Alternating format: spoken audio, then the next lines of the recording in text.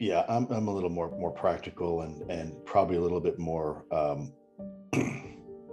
less optimistic um, for our species on this particular question. What if there was knowledge, Kurt, that was so volatile, so earth-shattering, that the mere knowledge of that getting out could predicate an action that could potentially threaten the entire species? Now, what do I mean by that? For just a moment, take off the scientific hat, take off your humanitarian hat, take off your philanthropic hat, and put on a hat of national security. We just talked about the fact that there's no indication that these things have been here to help us. Okay, so there's really only three possibilities: they're benign, or if you will, benevolent, or two, they are malevolent, they're here to hurt us, or three, they're just here to observe us, and they're capable of doing both good and bad like us. Well, if you were to put on your national security hat for a second, let's say you're a general from the 1950s or 60s, and your job is to protect America and all things good and great, and the height of the Cold War, and you've got the Soviet bear across there, and things are pretty tough, right? And nuclear proliferation is a real thing. Now, you have information that there is something here that can outperform anything you have, and really anything you have is rather ineffective from a national security perspective. And there's a thing out there, and it doesn't show that it's being benevolent. So it's only one of two other options: either malevolent or it's like us. And we see this very careful ISR surveillance of our nuclear equities. It's interested in nuclear equities. Well, some may look at that as what we call preparation for the battlefield. Okay, and let's just say hypothetically, there's a 10% chance. U.S. has a 10% chance that these things are bad, or one day they're going to come here in force, and they're looking at us. Right? Remember, you're putting on your national security hat, so forget about everything else for a moment. Your job is to be paranoid, and there's a small remote chance that these things are not good. And maybe there is a plan for these things at some point to come in force in 50 years from now. And if the mere fact you have this conversation with the American people, what's going to happen? Well, the American people are going to start getting prepared.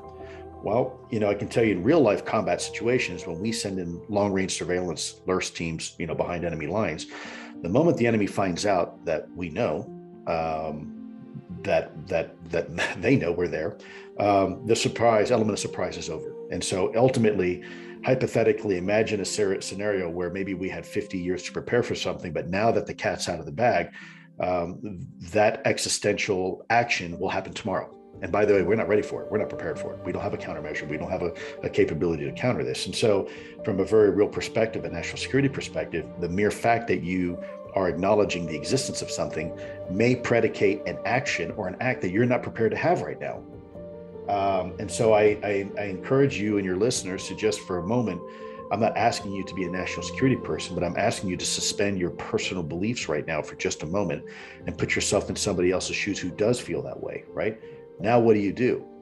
If the mere fact of talking about this could potentially cause a reaction that you're not ready for as a country, as a civilization, right? Maybe that's the reason why you decide to only brief certain presidents who have a background in intelligence. Maybe they were former directors of CIA, but the other presidents who are career politicians will be, they're here today, gone in 4 years. Maybe you can't even risk telling them. And so maybe the reason why this has been kept secret so long is actually, in a weird sense, some sort of sense of patriotism by people. And maybe that's how they justify it. And I'll leave that at that as a counterpoint of forcing people to think maybe a little bit non-traditional. Being serious here is that there's footage and records of objects in the skies that we don't know exactly what they are. We can't explain how they moved, their trajectory. They did not have an easily explainable pattern. These are just facts that need to be properly evaluated. Without the facts, neither Congress nor our democracy can function effectively. Once the truth is known, some anxieties will certainly be raised, but imaginations will also be fired. A renewed interest in space and science will inevitably result, and our government and society will respond. But we can only rise to the challenge once the public becomes aware a problem exists. We don't yet know exactly what these three objects were, but nothing right now suggests they were related to China's spy balloon program or that they were surveillance vehicles from any other country. The intelligence community's current assessment is that these three objects were most likely balloons tied to private companies, recreation or research institutions studying weather or conducting other scientific research. When I came into office, I instructed our intelligence community to take a broad look at the phenomenon of unidentified aerial objects. We know that a range of entities, including countries, companies, and research organizations, operate objects at altitudes for purposes that are not nefarious, including legitimate scientific research. I want to be clear. We don't have any evidence that there has been a sudden increase in the number of objects in the sky. We're now just seeing more of them, partially because the steps we've taken to increase our radars, to narrow our radars. And we have to keep adapting our approach to dealing with these challenges. That's why I've directed my team to come back to me with sharper rules for how we will deal with these unidentified objects moving forward, distinguishing between those that are likely to pose safety and security risks that necessitate action and those that do not. But make no mistake, if any object presents a threat to the safety and security of the American people, I will take it down. I'll be sharing with Congress these classified policy parameters when they're completed, and they'll remain classified so we don't give our roadmap to our enemies to try to evade our defenses.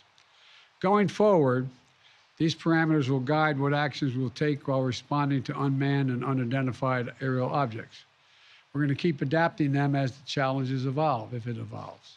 In addition, I've directed my national security advisor to lead a government-wide effort to make sure we are positioned to deal safely and effectively with the objects in our airspace. First, we will establish a better inventory of unmanned airborne objects in space above the United States airspace and make sure that inventory is accessible and up to date. Second, we'll implement further measures to improve our capacity to detect unmanned objects in our airspace. Third, we'll update the rules and regulations for launching and maintaining unmanned objects in the skies above the United States of America.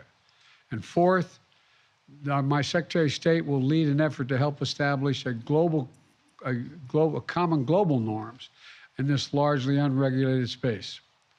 These steps will lead to safer and more secure skies for our air travelers, our military, our scientists, and for people on the ground as well. That's my job as your President, Commander-in-Chief. As the events of the previous days have shown, we'll always act to protect the interest of the American people and the security of the American people.